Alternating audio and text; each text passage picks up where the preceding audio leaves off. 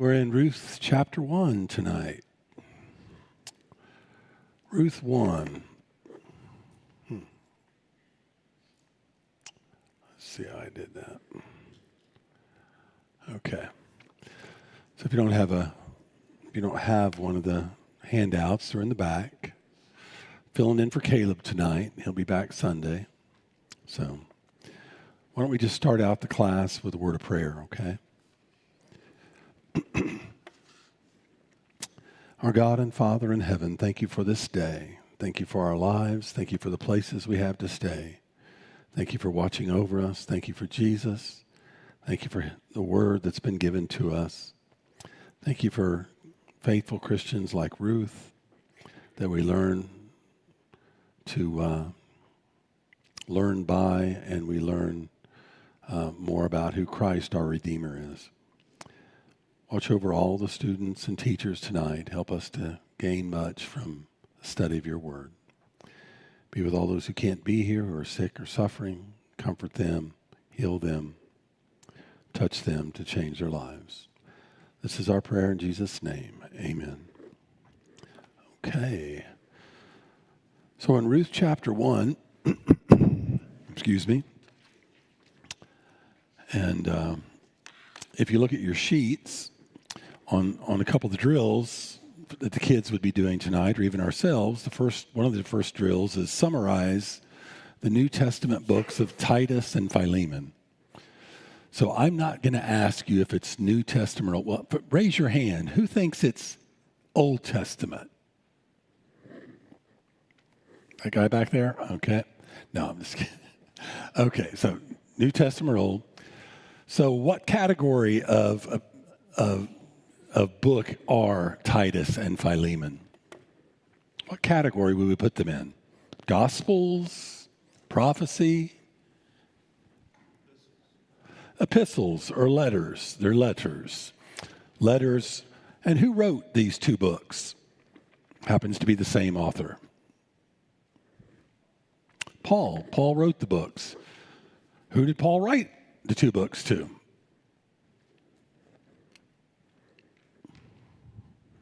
Who? It may seem easy, but it's not necessarily.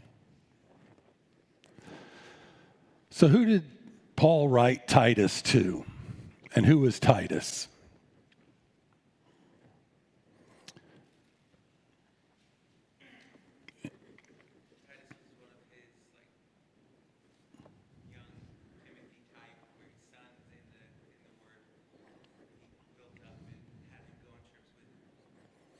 Yeah, he was a mentoree, right? He was a son in the faith. He had him go out, and he was writing this letter, which oftentimes is referred to as a pastoral letter. It's about the contents, often about the instructions for the church, how the church should be organized, how people should behave in the church, officers of the church. You could have. Does anyone have a key verse that they think of from Titus? Titus 2 verse 10 is a verse that would relate to the lesson tonight, but I think even the verse that's listed here, Titus 2 and 14. Christ Jesus, who gave himself for us to redeem us from all wickedness and to purify for himself a people that are his very own, eager to do what is good. Okay? Because we'll talk some about redemption tonight, right? The story of Ruth is a lot about redemption. And we learn here in Titus that Christ redeemed us, right? He gave himself and redeemed us. Redeemed us for a reason. There was a purpose, right? We were redeemed, but we also have a purpose to fulfill after that redemption as well.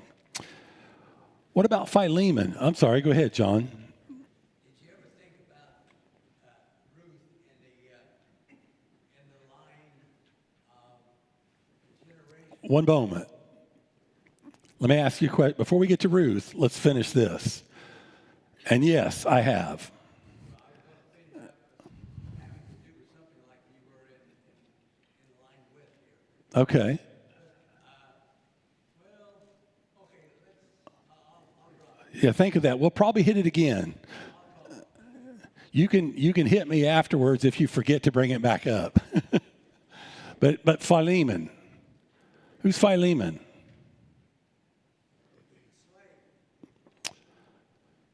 Well, he's not a slave, but I know what you're getting at. He's a slave owner, isn't he?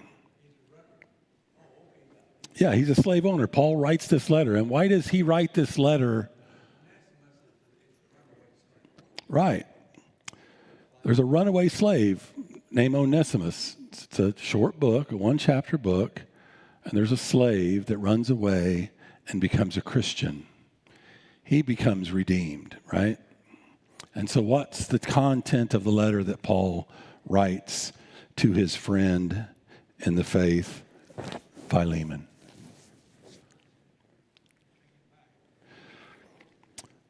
Yeah, Jesse said he wants him to forgive his runaway slave and take him back, okay, who'd become a Christian. One of the key verses might be in verse 15. It says, perhaps the reason he was separated from you for a little while was that you might have him back for good. Okay? You might think of both of those books and both of those statements in the bigger picture of Ruth and the trials of life that she faced and the providence of God in looking over her life.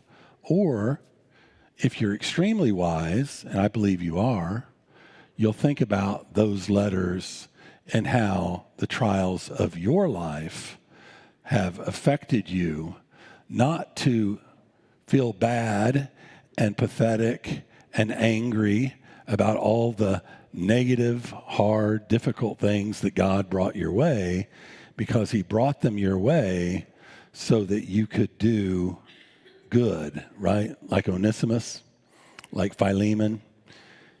The things that happened to them were for good, right? Much like the story of Joseph, right? God means us to use the difficulties of our life for good, and we can, if we will, right? Does anyone believe that all things work together for good to them that love the Lord? No, Paul believes it because he said it. I knew that. The problem is, do you believe it? Because all things that work together for good, all the good works together for my good, doesn't it? But that's not probably what we're talking about, is it? It's the other stuff. Are there any things that you can look back in your life and go, that was terrible? Maybe even now, this is terrible. Why am I going through this? Why does this have to happen? Right? I mean, you know, if you're older than 10, you understand what I'm talking about. Right? Well, I can tell you why God's causing that to happen for you, because he wants you to be better. He wants you to be able to use that in a valuable way. He wants you to be able to comfort someone else, to help someone else, to be able to be purified for more good works, right?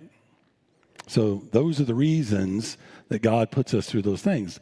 That doesn't mean that we're happy about it when it happens, but we at least have a greater perspective. We have a greater hope. We understand it. And that's one of the things, of course, that both of these books let us understand, especially Philemon, but the same with Ruth, right?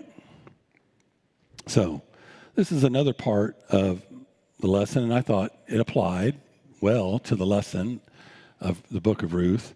And it says to recite the 23rd Psalms. So if you want to, it's there. You can. I'm going to read it, and you can read it along out loud if you'd like. But Psalms 23, and we're going to be memorizing this and our cards too as the year goes on. So this will be a good start, right? The Lord is my shepherd, I shall not want. He makes me to lie down in green pastures. He leads me beside quiet waters. He restores my soul. He guides me in the paths of righteousness for his name's sake. Even though I walk through the valley of the shadow of death, I will fear no evil, for you are with me. Your rod and your staff, they comfort me. You prepare a table before me in the presence of mine enemies. You anoint my head with oil. My cup overflows. Surely goodness and mercy will follow me all the days of my life, and I will dwell in the house of the Lord forever. That's probably a psalm that you memorized at one point. It's a good psalm to commit to memory and to repeat it regularly, right? Because this is one of those psalms that David was probably thinking about his grandmother when he wrote that, wasn't he?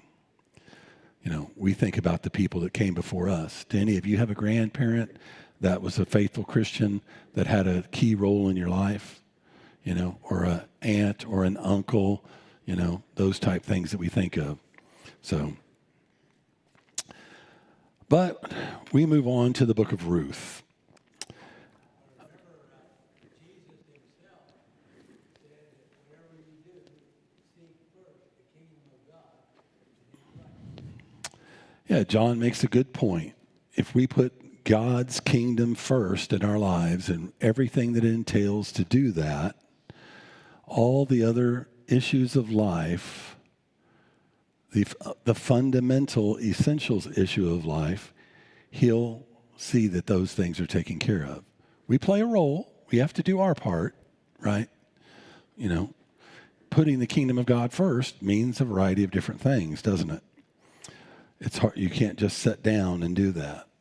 But why don't we go ahead and read Ruth chapter 1, and then we'll talk about it a little bit, like some of the themes of Ruth chapter 1. I put up some of the themes that I thought there, but you might look at those themes or think of other things that are going on in the book of Ruth and even in Ruth chapter 1. Okay, beginning in verse 1, I'm reading from the English Standard Version. In the days when the judges ruled, there was a famine in the land, and a man of Bethlehem in Judah went to sojourn in the country of Moab, he and his wife and his 2 sons. The name of the man was Elimelech, and the name of his wife Naomi. And the name of his 2 sons were Mahlon and Chilion. They were Ephrathites from Bethlehem in Judah. They went into the country of Moab and remained there, but Elimelech, the husband of Naomi, died, and she was left with her 2 sons. These took Moabite wives. The name of the one was Orpah, and the name of the other was Ruth. They lived there about 10 years, and both Mahlon and Chilion died, so that the woman was left without her 2 sons and her husband. Then she arose with her daughter-in-laws to return from the country of Moab, for she had heard in the fields of Moab that the Lord had visited his people and given them food. So she set out from the place where she was with her 2 daughters-in-law, and they went on the way to return to the land of Judah. But Naomi said to her 2 daughters-in-law, "Go, return each of you to her mother's house. May the Lord deal kindly with you as you have dealt with the dead and with me. The Lord grant that you may find rest, each of you in the house of her husband." Then she kissed them and lifted up their voice. Then she kissed them, and they lifted up their voices and wept. And they said to her, "No, we will return with you to your people." But Naomi said, "Turn back, my daughters. Why will you go with me? Have I yet sons in my womb that may become your husbands? Turn back, my daughters, go your way, for I am too old to have a husband. If I should say I have hope, even if I should have a husband this night and should bear sons, would you therefore wait till they were grown? Would you therefore refrain from marrying? No, my daughters, for it is exceedingly bitter for me for your sake that the hand of the Lord has gone out against me." Then they lifted up their voices and wept again, and Orpah kissed her mother-in-law, but Ruth clung to her. And she said, and she said, "See, your sister-in-law has gone back to her people and to her gods. Return with your sister-in-law." But Ruth said, "Do not urge me to leave you or to return from following you. For where you go, I will go, and where you lodge, I will lodge. Your people shall be my people, and your God, my God. Where you die, I will die, and there will I be buried. May the Lord do so to me and more also if anything but death parts me from you. And when Naomi saw that she was determined to go with her, she said no more. So the two of them went on until they came to Bethlehem. And when they came to Bethlehem, the whole town was stirred because of them. And the women said, "Is this Naomi?" She said to them, "Do not call me Naomi, call me Mara, for the Almighty has dealt very bitterly with me. I went away full, and the Lord has brought me back empty. Why call me Naomi when the Lord has testified against me and the Almighty has brought calamity upon me?" So Naomi returned, and Ruth the Moabite, her daughter-in-law, with her, who returned from the country of Moab. And they came to Bethlehem at the beginning of the barley harvest. Okay? And that's Ruth chapter 1. So I've put up some things, just overview things of themes, but what did you hear when you read chapter 1, or when you think about Ruth or Naomi? Jordan?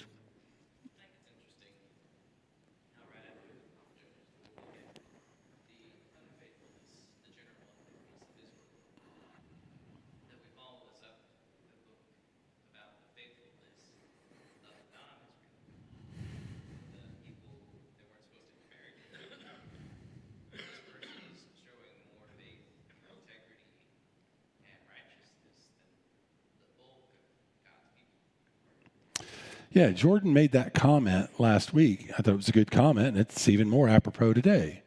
That we saw some individual Christians at the end of Judges and how they were living their lives. But there has always been, in the Old Testament, a remnant of Christians that remained faithful, as bad as the country was. And Naomi must have been a faithful Christian because she lived in such a way that it was enticing for Ruth to want to stay with her. They lived in the midst of the Moabite gods at a time, very possibly, when the Moabites were even oppressing. You know, we learned that the Moabites oppressed the nation of Israel for 18 years. Remember with Ehud and King Eglon and some of the things that happened there, and the big King Ehud and what happened. That's one of the stories we seem to remember. But anyway, and so, but even living there in the midst of those gods, Chemosh, gods that they sacrifice children to, that's not who she was attracted to. That's not who she wanted to be like. She wanted to be with Naomi, like Naomi, and become a proselyte, if you will, a Jewish proselyte, and take on her gods. So Jordan makes a good point that there were people who were still faithful. There were people that were still believers that had not gotten off in all the different things, the people who only did what was right in their own eyes, as there are today. So what else did anybody think about? John? I did a little investigating in Clark's commentary, and he dates everything. And I looked, and his date for Ruth coincides with the end of the time of Abimelech and his escapades. And just during the time of Tola and Jair is where this sort of fits in. During the time of the Judges. Yeah. We know that it was during the time of Judges. We really have no other idea when it might have been during that time. Samuel is the person who's credited of writing it, and that was possibly even into the time of David's kingdom, because Samuel didn't die till after he anointed David king. But as far as the exact time that it occurs, we don't know. What else did anybody come up with as they read it, or questions, or things that it made them think about. These are some of the things I thought about. Did anyone use Ruth chapter 1, verse 16 for their wedding vows? Anybody in here? Just curious. Did you, Tim? Yep. Well, the question is, did you, Joy? No, I'm just kidding. Deidre and I did too. We used that for our wedding vows. So, there's a tremendous friendship there, isn't there? There's a tremendous partnership there, a tremendous amount of loyalty that occurs with Ruth and Naomi, right? Really both of the daughters, but of course Ruth took it to another level. She had a commitment to the spiritual side of what Naomi offered as well. So, but friendship. Was Jesus close to anyone? A couple of the extra verses, I just put them in there that were additional scriptures that were talked about on your sheet. Who was Jesus close to?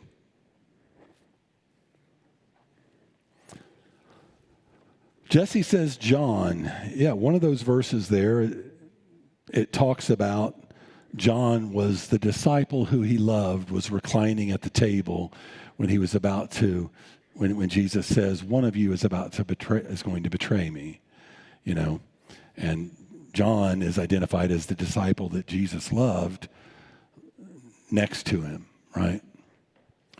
Who else? Who else did Jesus love in John 11? Of course, Jesus loved all of us, but in a personal, human friendship way. Who did he love? Martha and Mary and their son.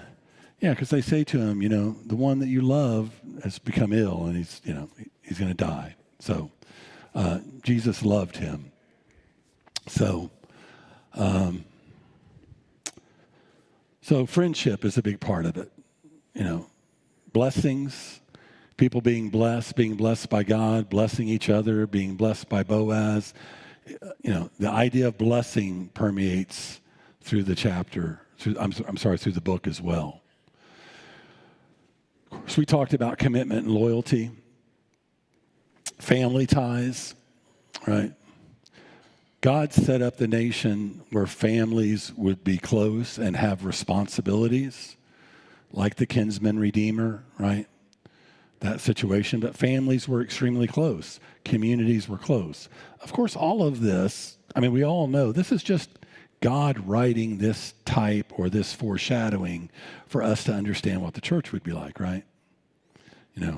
These people were a nation of people that were born into this. There was going to come a time that the nation of God's people weren't going to be born into it. They were going to learn of God.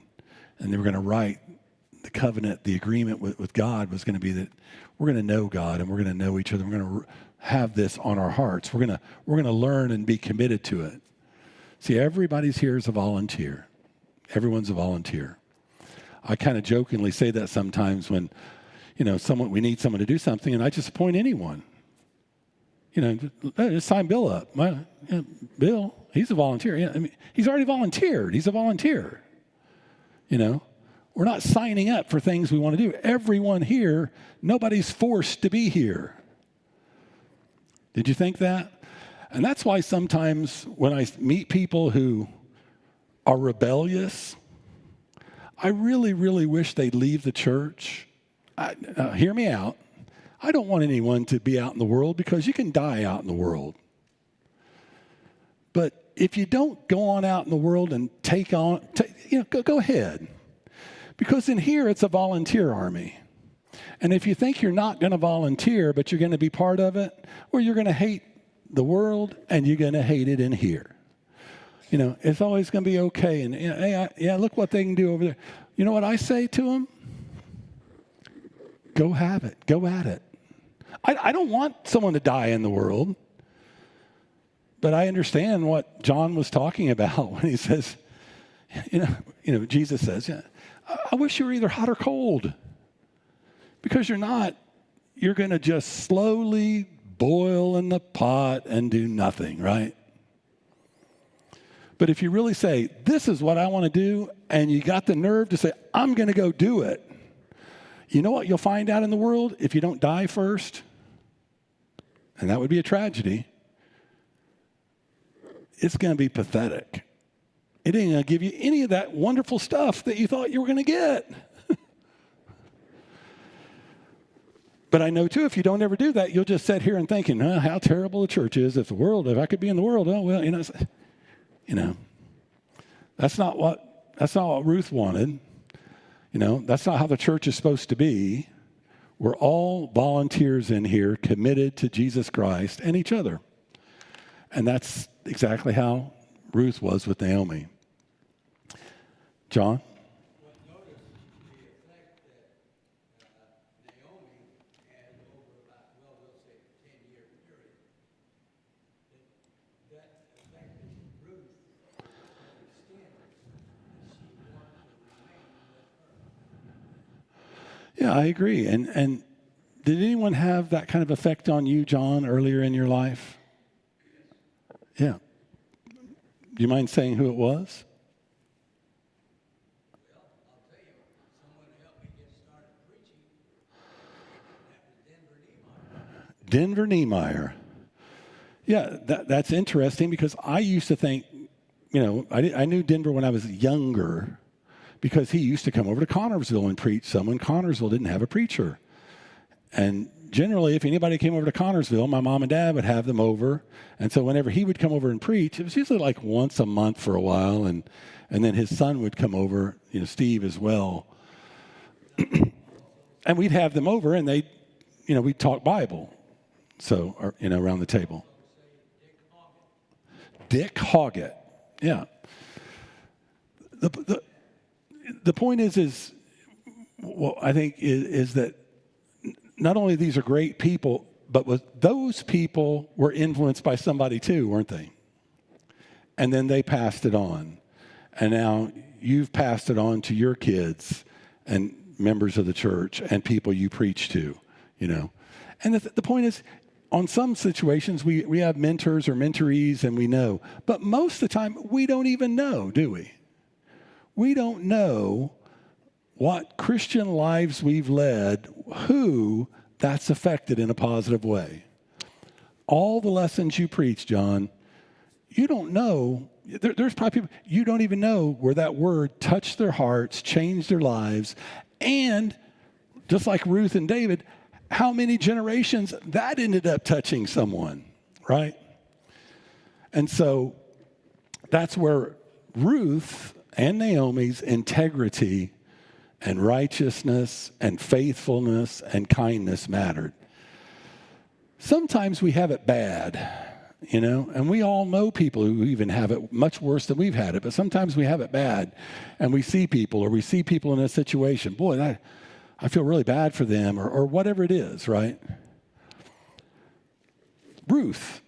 Did Ruth and Naomi have it bad? Yeah, they had it bad. When you're so poor, you're going out in the fields, getting the food that's left behind, you've got it bad. You're working just to eat, right? You have to ask other people to be able to help you. You'll help yourself as much as you can. And I think that's the situation with with Ruth's integrity. She was a worker, wasn't she? When it first talks about her going out into the fields, she worked all day long. I used to hire people some, and there was one characteristic that far outpassed everything else. Anything, if I wouldn't care someone's IQ, anything, none of that mattered if this wasn't there. And that characteristic is willingness. I don't care how incredible you are. If you don't have a willingness, or you've got this chip on your shoulder that, poor pitiful me or whatever, you can't be successful. Ruth didn't have that. We might call that integrity, right? Because sometimes when people don't have a willingness to do what's right, integrity kind of goes away somewhere, right? It's justified. It's quote unquote justified, right? Well, if you had it as bad as I would, you would have done that too, right? Or you would have acted that way or whatever. But that wasn't Ruth. And so we learned so much from that. We have a part to play. We have a job to do, not just in our secular jobs, but of course within the church. Yes, Randy. Just you kind of touched on it there, integrity, righteousness, faithfulness, and kindness. We don't have to be a product of our environment. And so many times people use that as an excuse. And think about this. She was a Moabite, and every single male in her family died. Every one. And this isn't like the male dying today. If you didn't have a husband or a provider, you were in big trouble. And how she didn't let her circumstances and where she came from, I guess, just define her. Yeah. It's absolutely amazing. I have a young man named Caden that works for me. He's 19. And his mother and father separated. They never saw his mother again. His dad was an alcoholic and a drug user. He killed himself accidentally on a motorcycle. And his grandfather, his father's father, is exactly like him. And he's estranged from his grandfather, and the only thing he has of his dad's is a fishing rod and reel. That's all he has was of his dad's. And that young man is so industrious and so hardworking and so clean and is not even remotely interested in drugs or alcohol or that type of life at all. And he's thinking about going to flight school to be a pilot. He's 19. And it's just amazing to watch him, his circumstances and his environment that could have easily defined him for the rest of his life have not.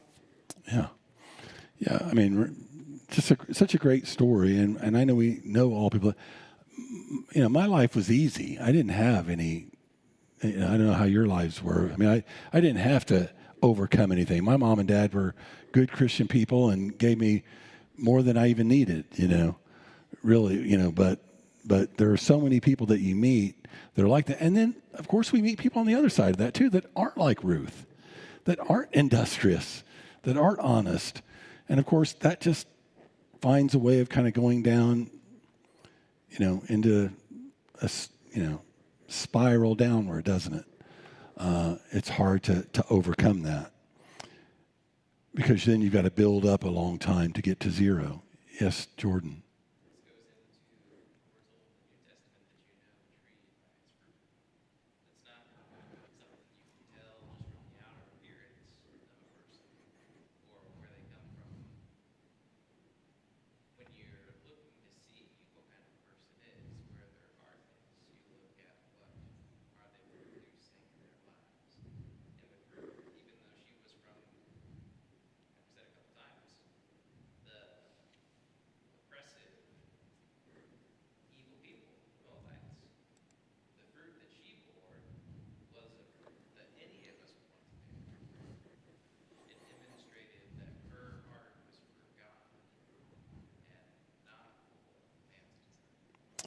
Yeah, very good point.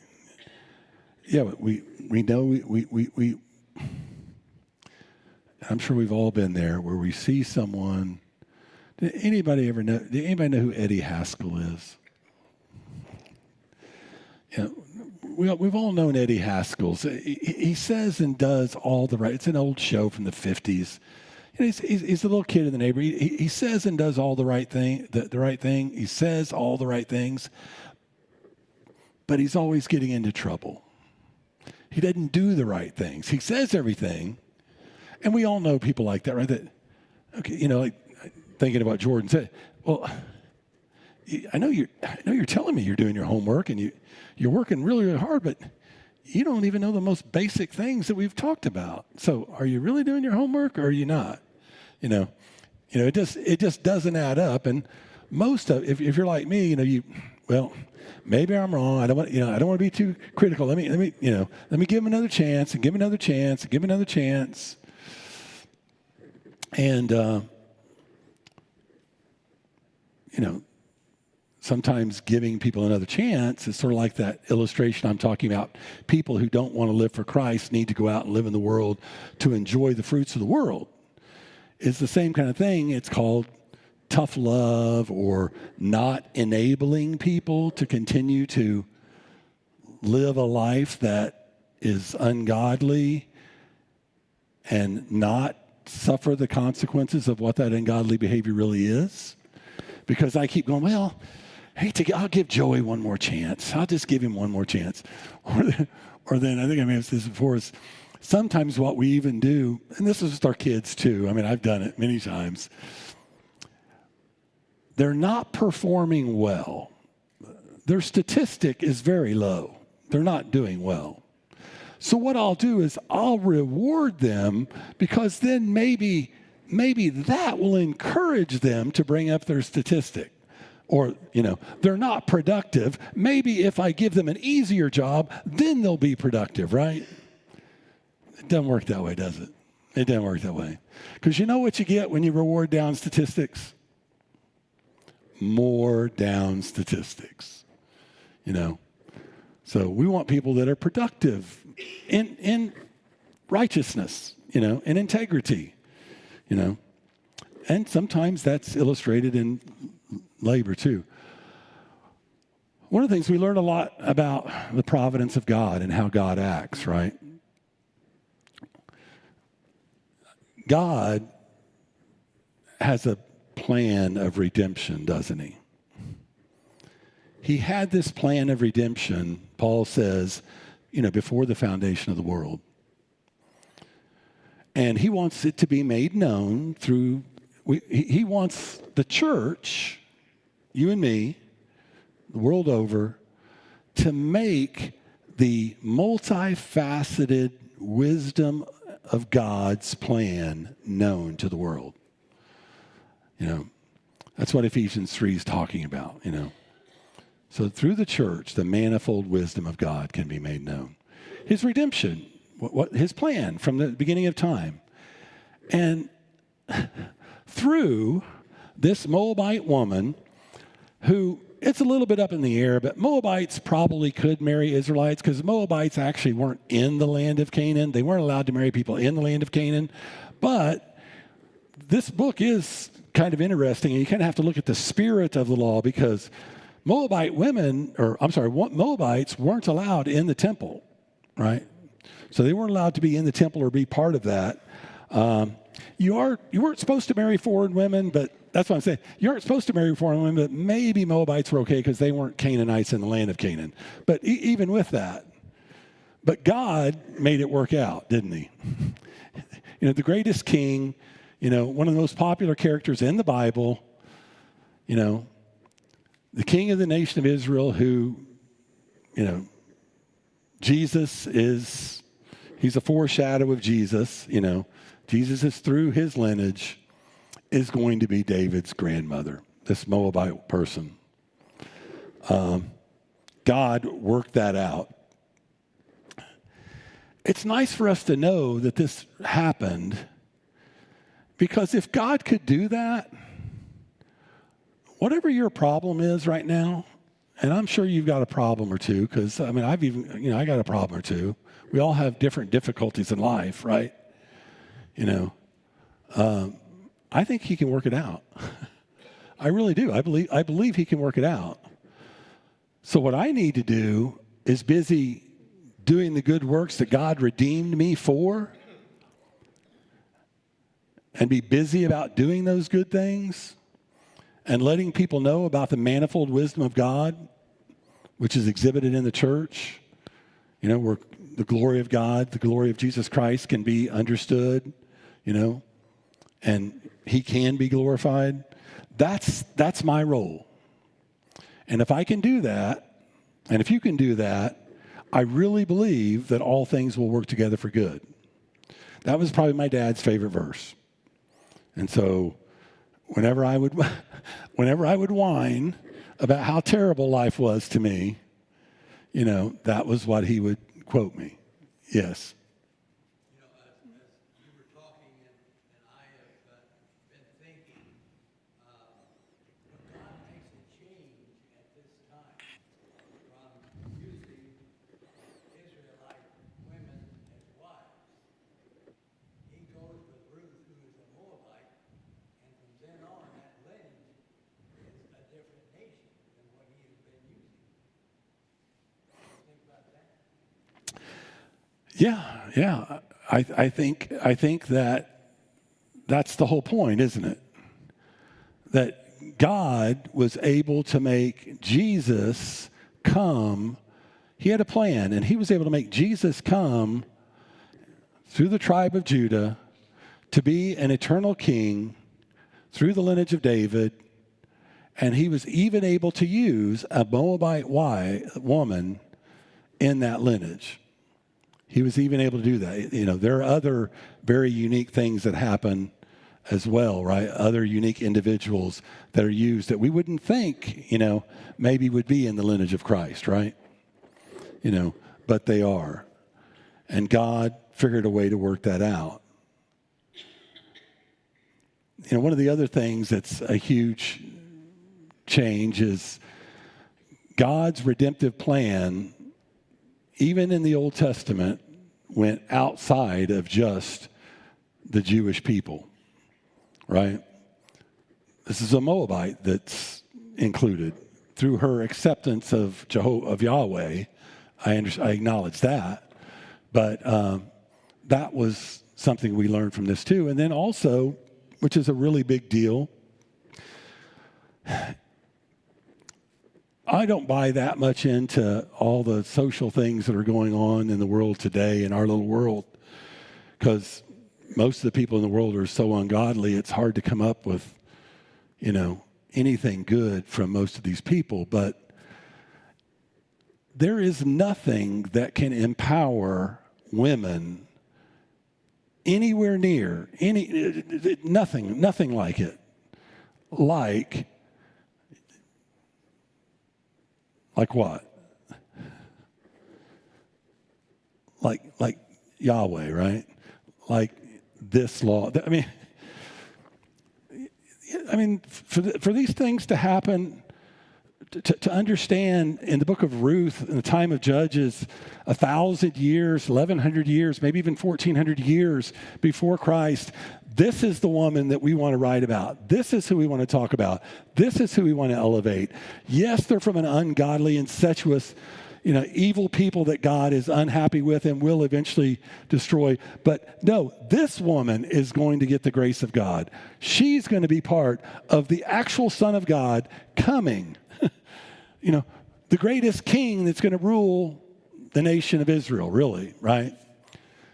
It's going to be through her. It's just an illustration. It's just a small tidbit of how what the law of Christ does, and even the law of Moses, but what the law of Christ, how it elevated women beyond anything the world's ever done. Everything we want to do now is oppress women. We want to condemn women. We want to make them not this. They should be this. Why aren't they that?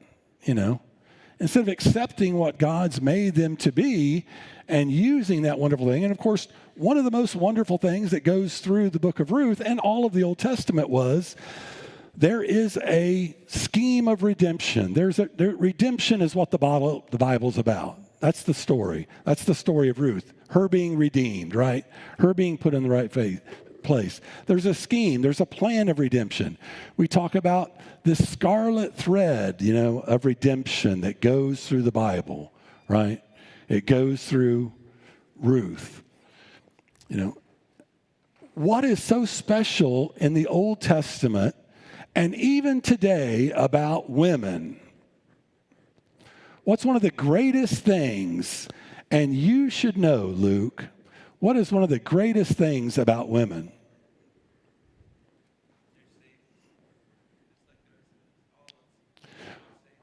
We're all saved, of course. There's no difference in Christ. We get that. There's no Jew or Greek or bond or free. We're all the same in Christ. I get that. But women do have something, and it's a special blessing, and God gives. These stupid idolatrous people like we have today. You know what God gives? God determines your life and breath. He gives you life. He determines the boundaries of your habitation and where we're going to live. He overcomes that. But what can women do that no one else can do? Bear children. That was kind of a big deal, Guess what? It's still a big deal. Now, I get it. Back then it was an even bigger deal because these people knew there was going to be a Messiah come, and all the nations of the world were going to be blessed through this Messiah. He was going to be a king that was going to rule forever. So guess what? Guess what happens when you're Naomi and you don't have a child? Or you're Hannah and you don't, not that Hannah, but the other Hannah, and you don't have a child. You're praying to God to have a child because maybe the Messiah will come through you, right? But you also, even if it's not the Messiah, you understand, the value of that life. There's nothing more valuable. And that's a blessing, and you embrace that and everything that goes with that. And we don't want to do that today. We want to demean it. As a matter of fact, I can do it myself. I'm a man. I can do it. You ain't special. How perverted. How utterly perverted, And so only God and his plan have raised women and do raise women to a height that can't be matched and is not matched by any other religion or people on the earth. And anything that secularists do only demean women, and it doesn't take a smart person to figure that out. So, any other things on the themes?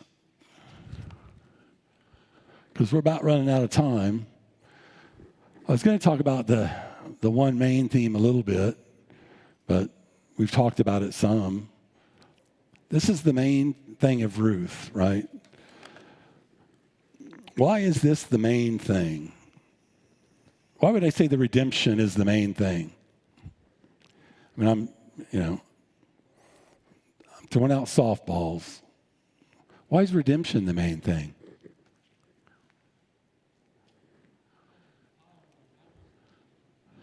Say that again. Yeah, Jesse said, in the final analysis, this is all that matters. We're learning from Ruth about redemption that is a type like Christ's redemption. Redemption's what everything is about. Because nobody wants to be separated from God. And God doesn't want to be separated from us. And so somehow he's going to come up with a plan, and did already, and executed it, to execute redemption for every one of us. So, do you know anybody that needs redeemed? It's hard for us to remember back probably when. Do each of you remember the time when you came to the realization, maybe not in these exact terms, but that you needed to be redeemed? That you were in the wrong, that you were separated, that if you were to die, you might not you probably aren't going to end up where you want to be?